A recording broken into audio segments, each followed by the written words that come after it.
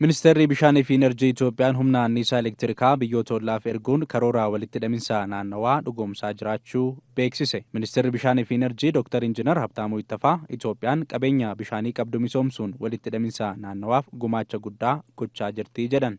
When we are thinking Ethiopia to be the center of the hub of the energy. Itoophiyaan giddugala anniisaa elektirikiiti yeroo jedhamu qabeenya bishaanii biyyattiin qabdu misoomsuu haala teessuma lafaa fi investimentii anniisaa irratti biyyattiin gooteeni. Jibuutii, Keeniyaa fi Suudaaniif anniisaan elektirikii ergamaa jira. Sarara humna ibsaa diriirsuun anniisaa elektirikaa gigawaattii miliyoonii 1.7 ollaatti erguun danda'ameera. Waggoottan darbanitti ammi anniisaa elektirikaa biyyoota ollaaf ergamu 50% dabaluu kan himan Dr. Injiinar Habtaamuun kunis hojii xiyyeeffannaan hojjetameen ta'uu dubbatan. Hidhi haaromsaa guddichi Itoophiyaa tarbaayinii lamaan anniisaan maddisiisaa jiru bu'aa argamsiisaa jiraachuus himan. Achievement on GERD.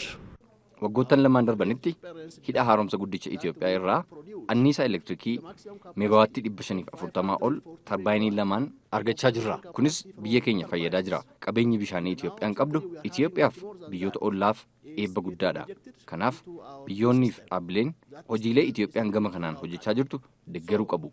Hongee Itoophiyaa keessatti mudatee tureen walqabatee ibsa kennaniin hanqinni anniisaa elektirikaa maddisiisuu irra akka hin geenye beeksisan.